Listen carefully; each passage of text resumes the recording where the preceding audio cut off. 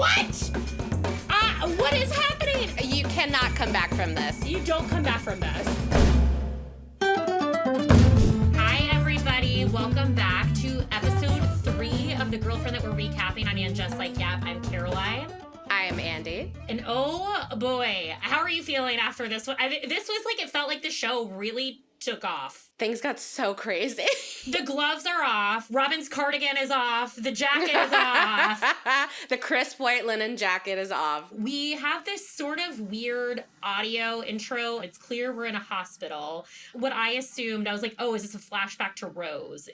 Was my initial thought. That's interesting that you thought it was a flashback to Rose. That's a good thought. I think, not to get ahead, but I was like, oh, it'd be interesting that we're sort of flashing back to this based off of what happens later. The doctor tells them they have to wait out here. And we just see this like weird like retracting shot of the hallway, which is sort of why it made me think it was a memory or like a nightmare or something, because the shot goes down the hallway and we get our bone-chilling credits of the girlfriend. We were taking Cherry's POV back at the house that Daniel has purchased, and it appears that Laura is here for the first time seeing the flat, and Cherry's like trying to put on her best face of like, hey girl, like happy to see you, and Laura is like not having any of it. I was wondering how much time had passed between now Same.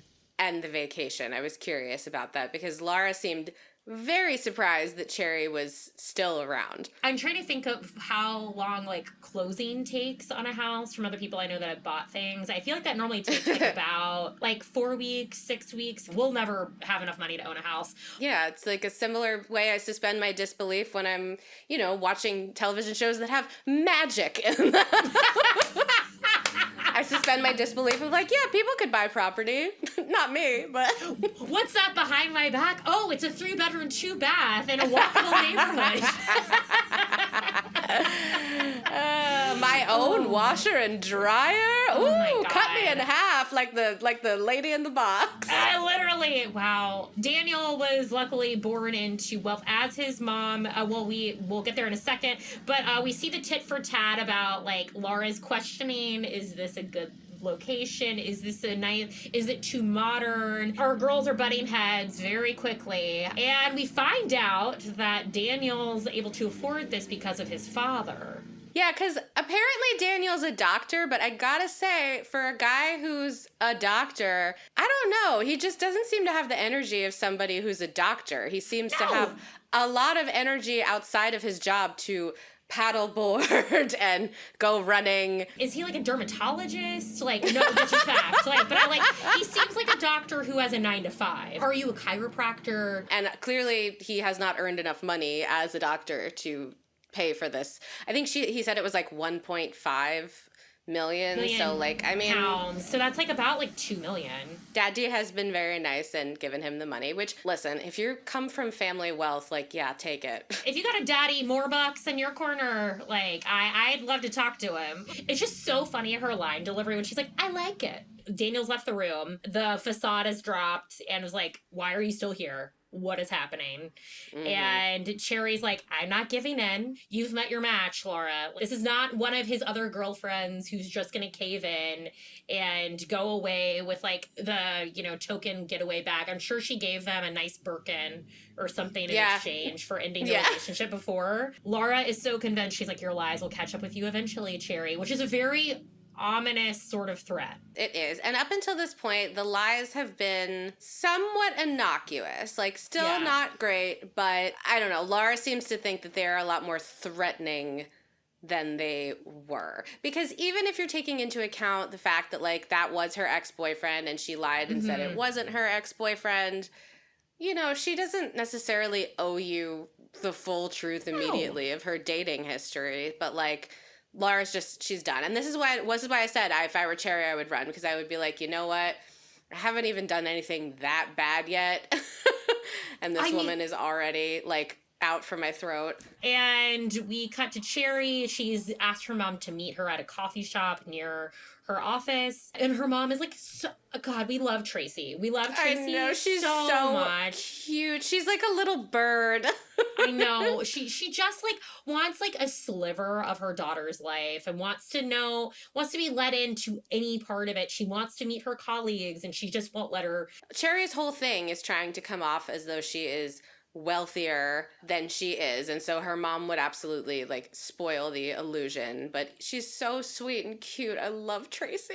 I get it. Like Cherry's really in this like fake it till you make it sort of thing. I think that unfortunately that can happen to people like this when they're trying to go above, and which is what her mom sort of like says in the first 2 episodes, like when you're trying to date out of your general social circle and like your tax bracket, it's going to come at a cost. And I think we're starting to see more of this like unravel. And she asks her if anyone's been in touch, asking about things in her past. And she gets cut off when she's like, about, and we see Daniel come in. Because he was like, oh, I was here to like go see the surveyor. And they said you might be at this coffee shop.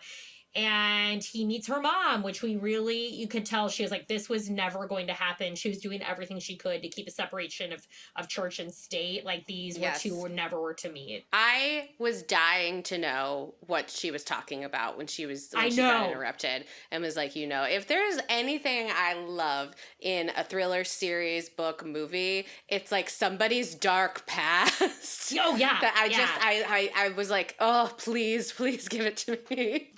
We're about the halfway mark of the series. It's like, okay, what's underneath? What's about to come out? And we see the 3 of them arm in arm, seeming so happy about everything that just happened.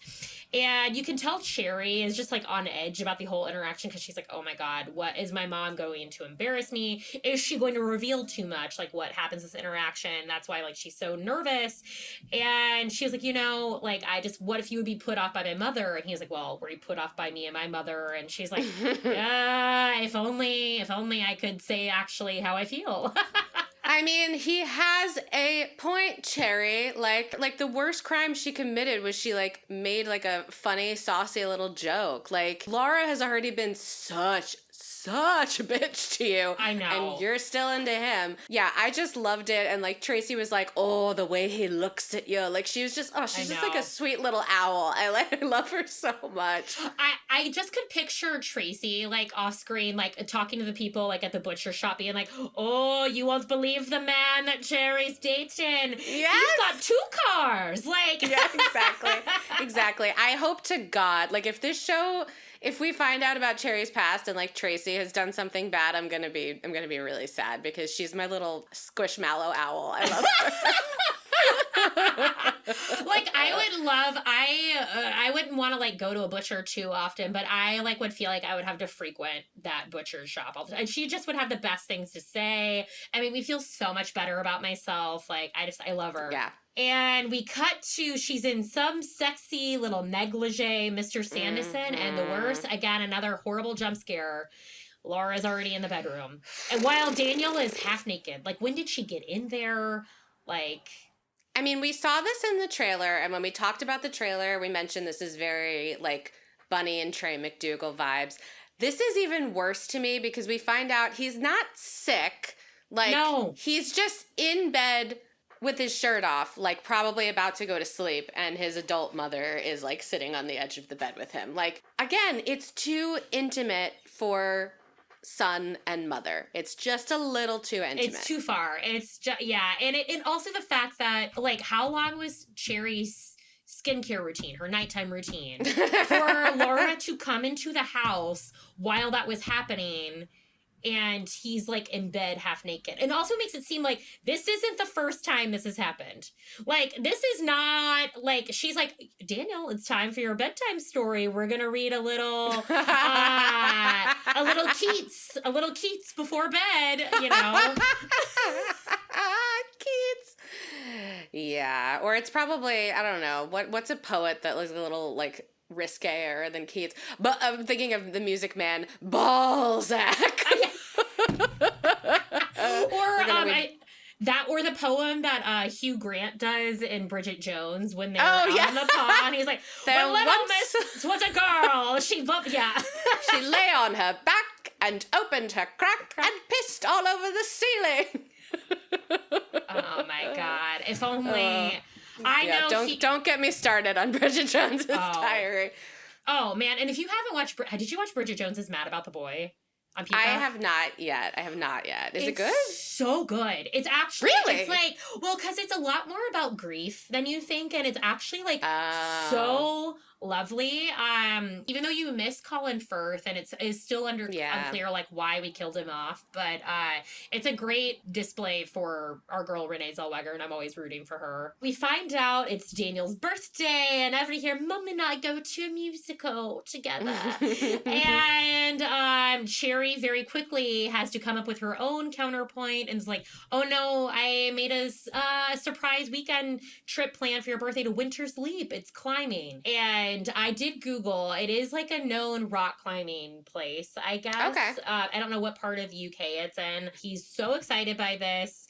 And of course, Laura tries to make it seem like it's his choice when it's not, to decide which plan he's going to go with. Daniel's like, well, but we can shift our plans to next week, right? And I mean, depends what you were planning on seeing. If it's on the West End, like you may have, if it's Evita starring Rachel Zegler, you may have trouble switching those tickets. I know, that closed September 6th. I had to buy my tickets like 6 weeks in advance when I saw that. Like, you know, if it's Titanic or Mousetrap, which has been there for 70 years. Mousetrap, you can get that like every week for the rest of your life.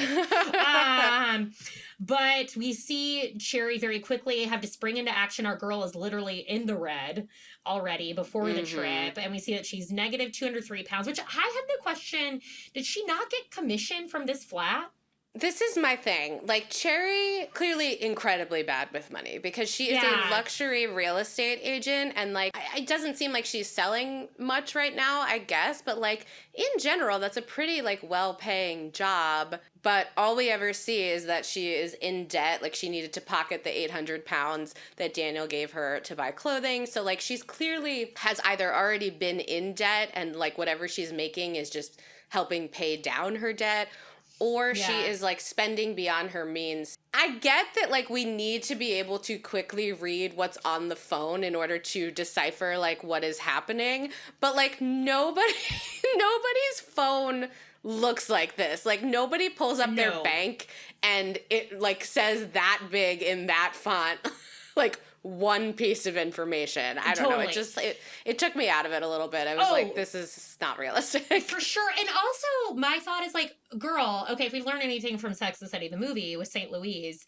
we can rent some of these clothes. You don't need to buy them. Like, there are many services. Also, how are you not Poshmarking this stuff afterwards? How are you not, like, the real? Like, there's, like, many options for you in this current day and age to sell those things and then not, but again, as we said, I think it's part of the plot. She's not good with money and, like, not being resourceful. She's not. Also, the like, act that she is putting on is, like, a full-time job for her of, like, hiding her past, lightly lying to Daniel, navigating Laura. Like, she can't add on another job of, like, trying to recoup her expenses. It also leads you down the road of, like, maybe she is slightly a gold digger because obviously if she married Daniel, all of that would go away. Right. And we see she goes to the most insane looking website, like we said, of all time. I don't know. The website she went to book the Winter's Leap trip, it looks like the one when you click on, if you're searching for a trip, like in Google, it's one of the first 3 because they've advertised themselves and it's always like a fake website to book. And I was like, this is one that looks like it would give your phone a virus, like where she booked the trip. Yes. Also, like, again, not how you pay for things. You can't just, like, click it. You have to, like, double click. It has to do your Face ID. Like, this is not... You have to put in your billing address. You have to put in, like, actual information, but... Yeah, this is, again, like, I know that we have to, like, quickly discern information. So, like, whoever did the post-production and, like, put in these graphics, like, was doing the best they could. But I was just like... I don't know. This feels real fake. Also, where are they staying? Because it seems like Winter's Leap itself, you don't have to spend money to rock climb there. So what are we, what is it, lodging? Like, what are we doing here? Glamping? I have no idea. No idea. Yeah, literally, it seems like she may have been scammed, is what I feel. Also, like, this whole situation is to show us that she made that lie up in the moment when she realized that Daniel was going to do something with his mother and then headed into the bathroom to be like, shit, now I have to book this.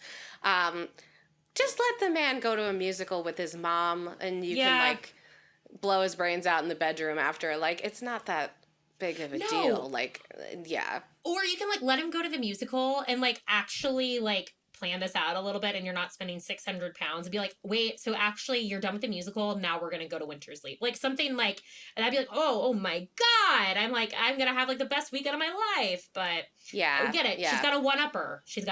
Yeah.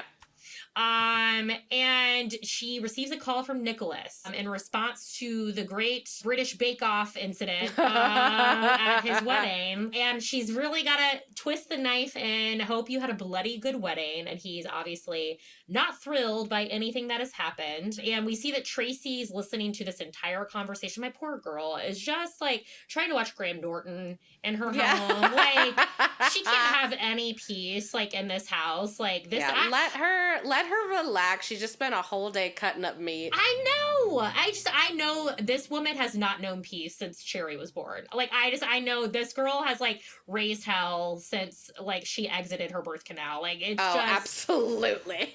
Yeah, and we hear, this is the first time we've heard that we get a clue that Laura has reached out to Nicholas. Yep.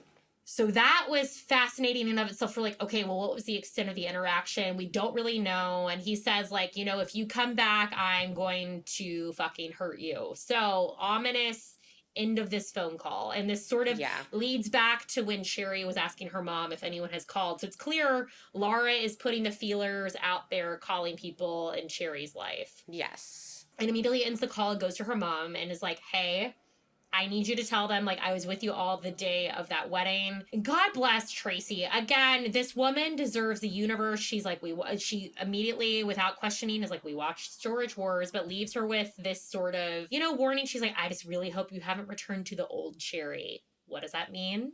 Who was she? I'm dying to know. I know. Dying we gotta to know.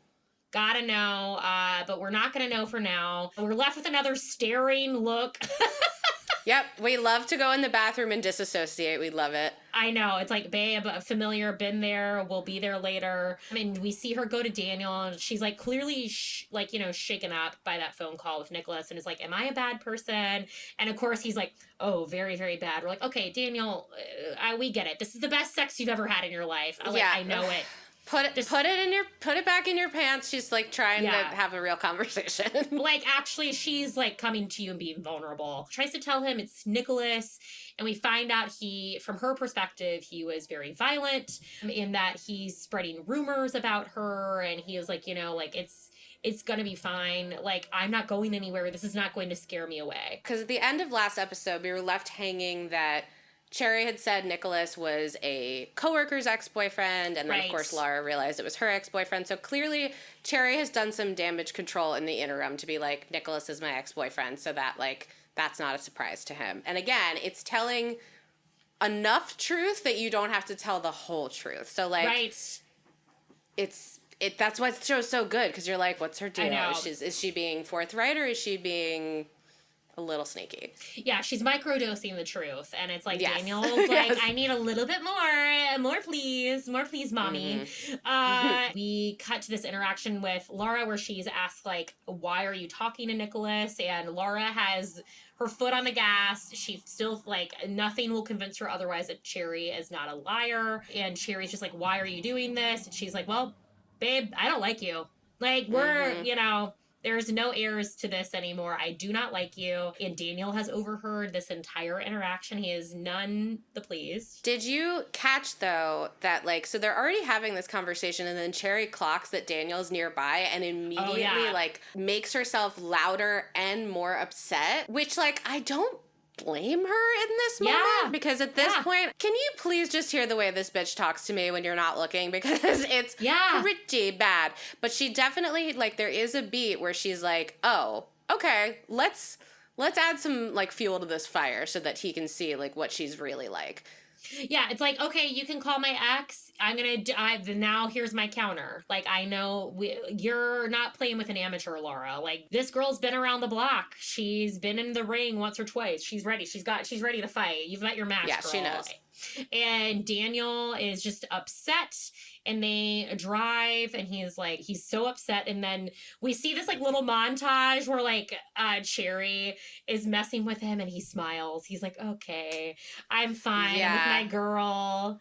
Okay, we have made it to Winter's Leap. This gorgeous old English building. I'm a sucker for these buildings that have been around. It's my favorite thing about going to Europe and like other countries that are not in the US. I'm like, wow, this has been here for like 1,000 years. Isn't that crazy?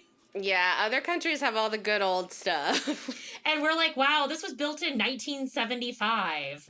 And then Chip and Joanna came in, and they're like, let's put some shiplap on it, and we're going to make it millennial gray. Oh my God, so much shiplap, so much shiplap. It's so much shiplap. This is a very, like, The Office coded moment where they're climbing on this, and he's like, Cherry, you think he's about to propose? And she's like, what the fuck?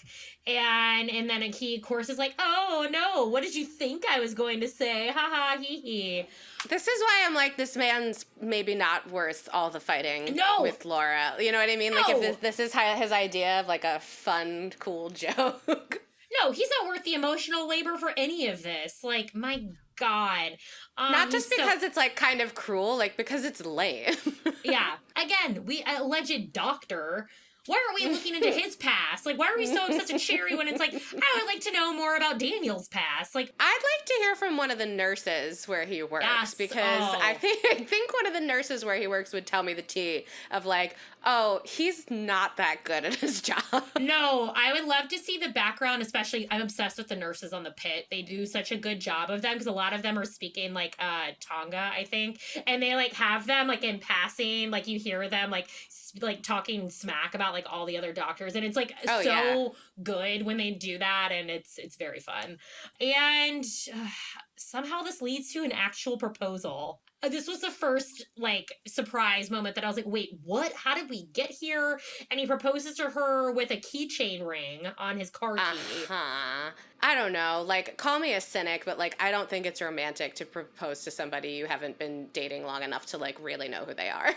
But if we don't know, like, the finances, we don't know like, I'm sure y'all know about every person each other has slept with, but, like, you don't know the real stuff. Like, you lived with them. You think that she gets off of a plane not looking like a hot sack of garbage. So you cannot propose to her yet because she has not shown you who she actually is yet.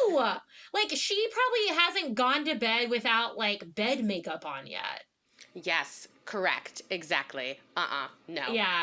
I always think of that scene in The Marvelous Mrs. Maisel where they show how she like puts all of her stuff on before like they both wake up in the morning. And I was like, that's exactly what this girl is doing. And Love Island, they do this too. It's like always, but I'm like, I get it. They're being filmed 24/7. They like will go to wash their face, but then they go and put on like light makeup to go to bed in, which is like, I was like, this can't be good for your skin. No, it's not good for your skin. Absolutely not. And my God, we are on yet another activity trip. Can't we just sit? I see that rope on her shoulder. I was like, my God, Cherry, like, this is not your lifestyle. You are not meant to be this active. Activity that, like, you need, like, a certification to do. Like, before you get on a ropes course, that you have to, like, learn the calls, the belaying calls. Like, this is not something to take your girlfriend who doesn't do this to do. No. It is just not.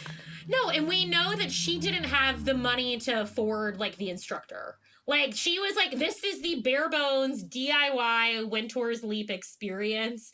And these two, and like, I think that's the part of it too. It's like, Daniel's in the bubble. I think in his head, he's so good at everything because his mom has always told him he's incredible at everything. Yes. So he's never experienced an ounce of criticism or anything about that because he's gotten everything handed to him on a literal silver platter by Carlotta in Spain. So it's just, I would not trust this experience. And the true reaction, fucking hell, as she's like, sees him climbing up.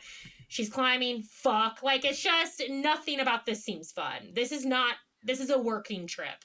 Also, with those nails, are you kidding me? I know. It's just nothing about this makes any sense. And Daniel's like, no, I got you, babe. You're good. We're good. And this only, is foreshadowing for what's about to happen. That, this one's a little tricky.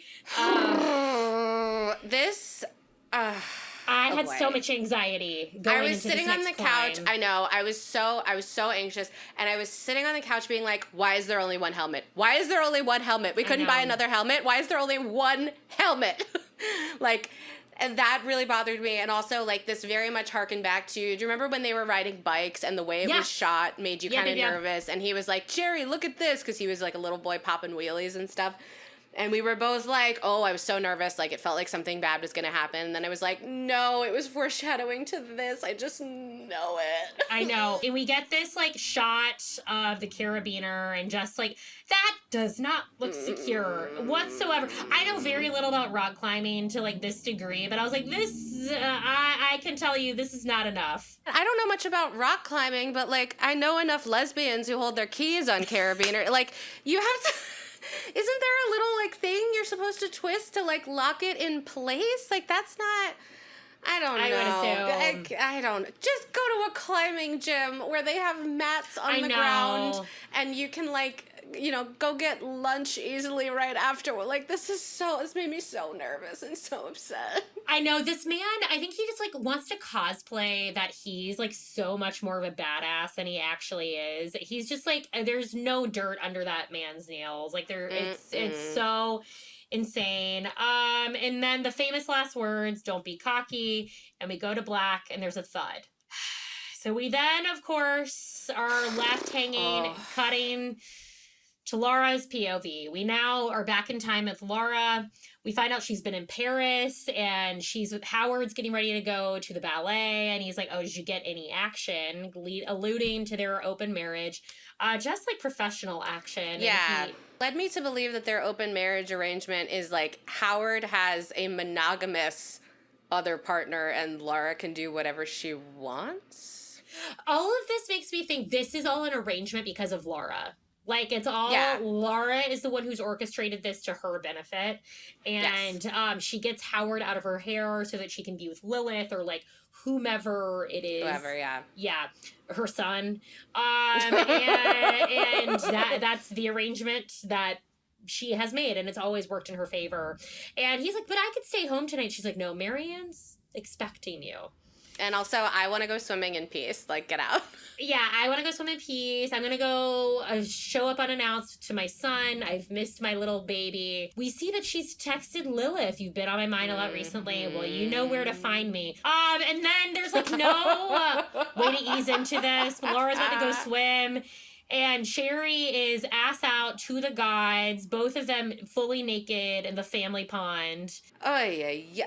I don't know. And she's just laying there like a bathing beauty, like one of those women in that Cezanne painting. Yes! The bathers or whatever. Yeah. Or like the Real Housewives of New York in Ramona's pool in the Hamptons. All the great works, all belong to Musée d'Orsay. And we cut to Laura, and we hear them say shit, as they know they've been busted. The kids in high school, they can't have their party anymore. Mom's home. Party's over. Laura finds Sherry's top on the couch. It keeps getting worse. And Daniel comes in with his tail tucked between his legs. I'm so sorry. And Laura, not pulling any punches. Can you just not have sex in my pool? Her pool. Her pool. It's not the family pool. It is her pool. Also, the fact that this is a situation where, like, puffy terry cloth spa robes for everybody, like we're at a luxury hotel at all times, please just, let me die and bury me in this family spa. We would love to. I don't want to marry into this family, but I want to inherit but also there would need to be so much sage. I feel like the energy in this house is so dark. I actually don't know. It's very dark. I feel like we like bathe in this pool and like spirits come out of the water, like it's the set of Poltergeist. Like I actually don't know if we want to go in this house. This is that there are better pools. There are other pools for us to go into.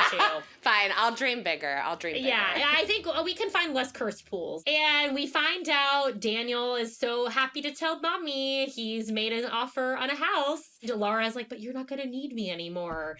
And he's like, but you know I can't survive without you. This is like, I was like, just kiss. Like the two of you kiss here. Seriously. Like, this is what I was saying earlier. Like the intimate eye contact. Like maybe I'm just too neurodivergent, but this level of eye contact is like, I'd have to break it. I have to be like, stop looking at me so closely. I know I'm your mother, but oh my God. Know. But you know that also like their knees are probably touching like out of frame. Yeah. Like, and they're both naked under bathrobes. It's too intimate, everyone. We've had enough. And she seems to be like tentatively thrilled, but then drops the cherry bomb nonetheless. That Cherry will be living with him there. I can't get rid of this girl. What do I have to do to get my son back? And we see them now naked in their robes in the garden, like Adam and Eve, just like I told her we're moving in together. I'm kind of shocked these two didn't take the robes off and have sex in the garden after that. I'm like, why not at this point? Yeah. We cut to Laura looking like a sailor, captain of a ship. Like she's on below deck, like Captain Sandy. She's just, stepped off and is like making her business calls.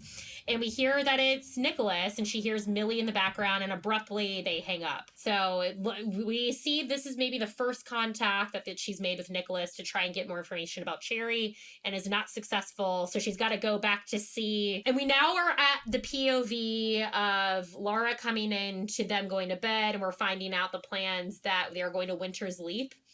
And we get the POV from Laura, and it looks like Cherry is making eye contact. I hated this shot. We knew this was coming from the trailer, but with the context, I hated it even more from Laura's POV of her being like, watch, I can openly make out with your son, and it's not weird.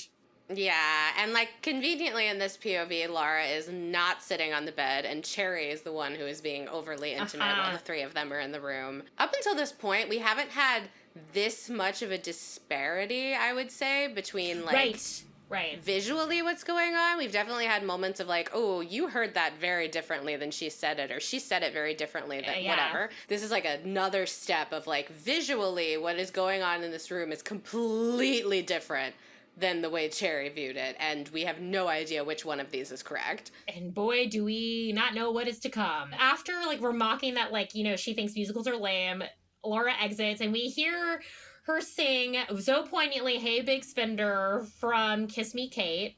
And really goes into it out of frame. I was like, okay, and Cherry's probably had a past in theater. It's that she's covering up. Listen, you don't learn how to lie this well if you haven't, had some minor lead in a high school musical. I bet Cherry did in Gypsy, she was one of the and the Cherry's got to have a gimmick. And we cut to Laura is keeking with the girls. We're so happy to see Brigitte and Isabella. So happy to see them. They're having some dirty martinis. And she's recounting everything that happened in the bedroom. They were laughing at me. And she's trying to get them on her side. She's like, I'm not crazy, right? Like, she's insane. And Brigitte's like, I know she's kind of psycho, but like, I kind of rate it. I think it's kind of iconic, like what she did, if that was her that did that with the cake. And Laura's like, okay, all right, well, come on, Isabella. And like, because Brigitte makes a comment about there's like too much PDA. And she's like, oh, I couldn't get enough. She's like, oh, you're such a pervert. The two of them, like, it's funny because this is another example of like a slightly inappropriate like parent-child relationship because these two are best friends. But like, I kind of rate it. Like, I love these two. It's very British, like rich Gilmore Girls. Like the two of them have. I was gonna say Gilmore Girls. That's exactly what I was thinking. I like that we're getting the perspective of like, Cherry's a little crazy, but like, that's cool. In this day and age of 2025, like, internet culture is very much on the side of, like, women who are a little bit nuts. Because, like, how can we not be? Totally. So I like that we're getting this perspective as well of, like, this bitch crazy. It's fine, though. It's kind of fun and cool. But it's just, like, the perspective of like, obviously, Rachel Bloom has done an amazing job talking about the crazy ex-girlfriend and, like, what that stereotype is. Because it's always, like, there's nothing that drives me more up the wall than when I hear a man describing his ex as, like, the crazy ex-girlfriend. Because it's, like, okay, what details am I missing here? Like, it's so easy to, like, jump onto that stereotype of, like, oh, yeah, she was crazy. Totally understand why you're not together. That it's like, immediately, rather than makes me think that she is bad, that immediately makes me point the finger at you of, like, what fucking buttons did you push that made her lose her mind? Because this is your fault. Because there were two people in that relationship, and it takes two people to make a woman go that insane. And now we're starting to see Isabella, her bestie, is like, you're sure you're not imagining all of this? And that's, like, sort of the first that we're seeing people sort of play with that in these POVs. And I was like, oh, interesting. Like, not everyone's 100% on Laura's side in her POV, which is wild. Yeah, and your close friend would not say that to you unless there is some history of you doing that. And it's clear that, like, in her POV, she is a victim. Like, that is the, like, Cherry is doing this to Laura. And that's why she's like, no, I'm not imagining any of this. And Brigitte's look while she's holding that dirty martini where she's like, I will be commenting on this later when Mom and I debrief. And the Uber after this evening, when we go back to our flat. There will be much to be said. Again, we are missing the POV that the people really want. We really want Brigitte and Isabella. Like, there's just much to be done and said there. And she's like, but she's just trying to show me that she owns him. Which is like, okay, but you also don't own your son. So it's a lot to be said here. And she's like, okay, but you're talking a lot about Cherry, a lot about these days. It's very Katie Heron when she's putting on the foot cream. And Janice is like, okay, you know, we're hearing a lot about Regina George. Yeah, like, there are other things going on. Like, let's change topics, please. And we are met with Laura's fist.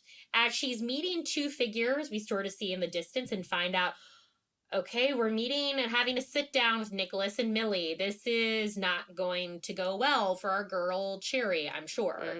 And the way Nicholas hesitates before sitting down and they focus on him, I don't know, that just was very telling of, like, we are not going to get the truth from this man, and we will get what Millie thinks is the truth, but I don't think she knows the truth either. No, it's all very unreliable narrator. Like, he's given Millie the perspective that will make her feel comfortable as his now wife. It's, like, connected to whatever we got cut off from Cherry earlier when she was saying, like, oh, about when, like, Daniel walked in the coffee shop. I had to imagine the two are connected. But of course, like, as we were just discussing, he's like, she went crazy. She was a crazy woman. And we got a restraining order, and she, like, just wouldn't stop and wouldn't leave us alone. And of course, this is exactly the narrative that Laura wanted to hear. This lines with everything she's been worried about. This woman is crazy. I must save my son from this woman. And so this immediately, she goes to Daniel. From the POV we saw before, we're seeing more of that fight after she found them naked downstairs. I don't think she is who you think she is. And I think I know my own girlfriend better than you do. And he leaves in a huff. More stares off into the distance as we find out Howard has been home in this POV while all this happened. And he's like, I've never seen you this angry. We're putting the luggage in the car, and Daniel drives off squealing in a huff. Yes, and Howard emphasizes to Cherry and to Daniel, like, make sure he drives safe. Please drive safe. Like, indicating, again, this is not something you would say unless he has a history of being a little bit reckless. Like, maybe he's already gotten in a car accident. Who knows? Like, he's clearly, Howard knows, like, his son is a little bit hyperactive when it comes to anything having to do with physical activity. So And his mom. Knows that these two, because Howard is clearly constantly between the two of them, especially since Rose died. It's like, clearly this dynamic is like, he's sort of the ping pong ball between the two of them. And he meets Laura on the stairs, and she's like, why am I the only one that can see through her? And he's like, why are you so obsessed with him? Like, very, like, he's like, you're a little, like, I know you love your son, but you are obsessed. And why is she obsessed? Because you think she's replacing you. Ooh, to the, like, directly, we're getting to it. No, we're not mincing words here. No, Howard is done. He is at the end of his rope. Also, like, he said some line about, like, there have been moments where I've been like, this is a little weird. So, like, thank God somebody else is noticing that, like, the two of them just spend too much time in close quarters with not enough clothing, or, like, it just feels very intimate. And thank God somebody else in the house is noticing and saying Thank something. God for our Mandy Patinkin replacement, Howard. But it's just like, Howard's like, I've had enough. You know, I've been very polite about, I think, your relationship. And this has gone too far. I now have to speak up. And he's now saying the thing that's like the subtext of all of this. I know it's from you losing Rose, because it's clear there's a blockage with Laura. She does not talk about Rose. We leave that room as like a mausoleum and a shrine to like what Rose was. We still don't know very much about her. Like, it's still very much a big question mark what happened, but it's her presence looms large in this house, clearly. Yeah, we love a therapized man. Like, this is a guy who has clearly done more work than his wife to, like, move past this. Like, my boy has clearly been to, like, the grief support groups. Like, he's clearly talked about it with his therapist, and he's like, and stuck with a wife that can't move forward. Daniel's her menagerie. He's her glass menagerie. It's very much like he has to keep her protected. And we get this shot of the pool, which I feel like, oh, is this, like, foreshadowing? What I'm predicting is, like, I don't know, are we gonna have like a dynasty fight between the two of them in the pool later, and like someone is drowned? Like, I think like the pool is clearly a central figure. Yes, water has come up a lot, and yeah, there's something that's gonna be happening with that pool. And I thought this shot was also like very interesting. We see the like slow. It's like slow down on like your assumptions. Like, we're making too much out of all of this. And we see Laura's getting a key outside of some building we haven't been to yet. First, I was like, oh, is this Daniel's flat? Is she going in? But I was like, no, that's not the same building. Thought it was going to be the butcher shop at first, too, but then it says artist studios, and I was like, aha, we are visiting our girl Lilith. And Lilith is exactly as I knew she would look. Yep. From the like artisan jewelry to the like canvas pants and the Birkenstocks, the drapery, like this is Lilith as we knew she would be. 100,000%. She looks like your high school art teacher. Yeah, your college art teacher. It's full female art teacher. Your aunt that got you high for the first time. Yeah. Just take a little hit. Just take a little hit, baby. Take the edge off. Like, it'll be fine. Like, everything's cool here. And this is the first time they've, like, seen each other, and we don't know how long. It's unclear. And we see, like, that Laura has been catching Lilith up to speed. Now, part of me thinks she went to see Lilith also because Isabella and Brigitte were not 100% on her narrative as she thought they would be. So she's like, who's going to be more on my side than my lover, Lilith, my lover. Yeah, she gets to present entirely her side of the story, and Lilith has no other context. So, like, obviously she's going to agree with her. Also, they've had an emotional connection. So, like, Laura's going to manipulate that because she loves doing that. So, let me run to you. You know, when it's convenient for me, never when you need me, but when I need you, I need you. Lilith is convinced. She's like, she must be a clever fuck to have fooled everyone. And she's like, you need to, like, meet her at her level. You're going to stay here, but, like, you've got to apologize to her. But we find out in between all of this, she's like, I always slept better with you. We're getting the like sexual undertones of their relationship while she's telling her what she needs to do with Cherry. I was like, oh my God, there's so much happening all in this one scene. Like, I know the layers of their relationship, and then also like what she needs to do to attack Cherry moving forward. And telling her like she's got to think she's won because these compulsive liars, they actually can't keep it up. We're leaving this like Laura's got all the ammunition she needs, and that, you know, he won't blame you, because we want to make it seem like it's all Cherry's doing and that Daniel goes back to his mom. Lilith is correct that, like, Laura, if you do want to play this correctly, like, you should just let it implode on its own, because, like, people who are lying a lot. Like, it will. It absolutely will. And, like, you meddling is not going to help. No, you can keep your hands clean in all of this. But as we are about to see, Laura can't help herself. You know, she's like, oh my God, like, let me exhibit your art. This is so beautiful. Like, again, Laura's always thinking, the gallery is always back of mind. She's always scouting for a new artist. And they have a nice, tender lesbian moment. And we get the phone call that's heard around the world. Something has happened to Daniel. Everything is caught up to them. I think before this call happened, what I had assumed injury-wise, like, oh, he, like, smashed his ankle. Like, that's what I felt like, bring it on level. Not what we're about to see as Howard and Laura are walking through the hospital. Familiar imagery from the opening shot of the show. And Daniel's, like, hooked up on a ventilator. I was like, this is not the injury I thought we were getting from that fall. No, this really shocked me. I was like, oh, this is, like, serious. Very quickly, Laura is like, I do not want Sherry in this room. And Sherry's big old expressive eyes, they're here to play. They're ready to go.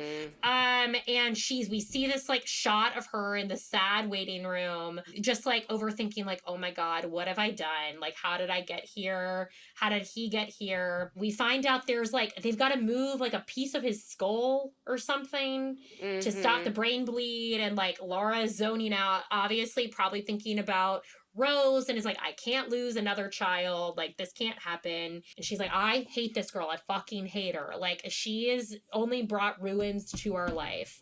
Yeah. I mean, like, it's not Cherry's fault, but, like, in that moment, of course, that's what you're going to think. Like, of course. Yeah, the worst thing could happen is, like, now happening again. Like, we're seeing the cycle repeat. She tells Howard, get rid of her. And he's like, I think you should go home, get some rest. He needs to be with his family, digging the knife in, like... Yeah. And Howard has been her greatest ally up until this point, other than Daniel, in the family. And it's gone too far. Like, Daniel's too hurt, his wife is too upset, and he's like, okay, I can't just be nice to Cherry anymore. Like, this is what I've been asked to do, and I have to do it. And she's just, like, left, like, I'm alone, beaten down... And she's like, thank God, she's gone. Howard's taking care of it, as always. He's always there to, like, brush up, like, whatever, like, is in disarray behind them. They hold each other while he's beeping. Cherry is back at the flat, sort of just like, what is to come? She has no idea what's happening. And she starts calling Laura, like, can you call me? We get this montage of, like, her at the flat, you know, being left... You know, I would go crazy too. Like, you know, my now fiance, they don't even know they're engaged yet, that they've gotten engaged at Winter's Leave. That, like, I'm left here alone. I have no updates, no idea what's going on. I'm left quite literally in the dark of, like, what's happening. And also, like, she was not responsible for his death, but, like, it was an accident that she was involved in. So, like, there has to be some level of, like, guilt as well of, like, I need to know that he's going to be okay because, like, I was the one holding the rope. And we find out in the time that Laura has gone to get coffee, there's been a rebleed. Everything has escalated very quickly. We see a cut to her phone. And I did the math. I think Cherry's called, I think, over 40 times, which understandably. Oh, wow. Yeah. Yeah. And abruptly, it's like, boy. well... he's off the vent. Like, I'll leave you to say your goodbyes. Like, the bleeding escalated. There's nothing we can do. Like, what? How did this happen?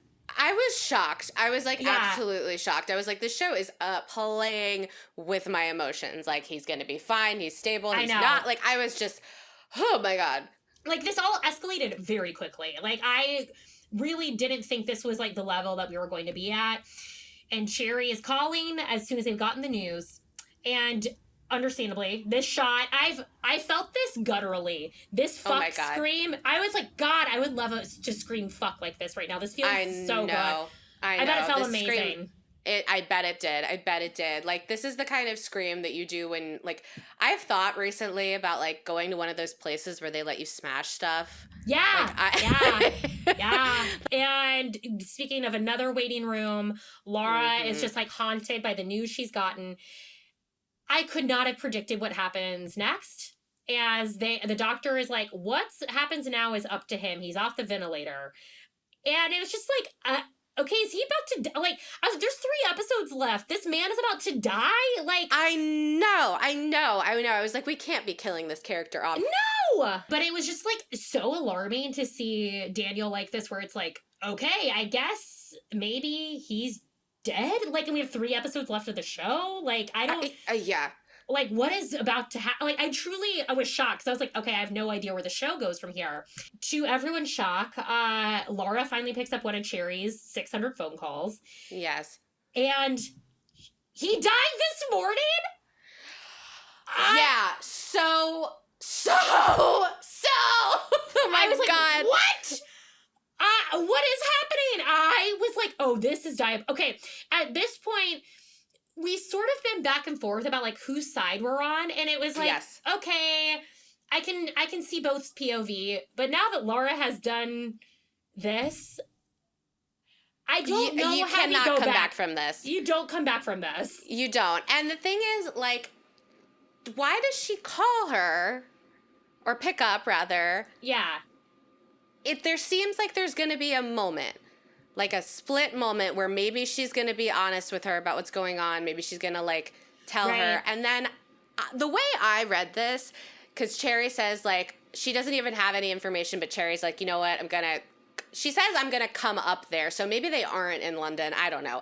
But Cherry says, like, I'm going to, like, come to the hospital.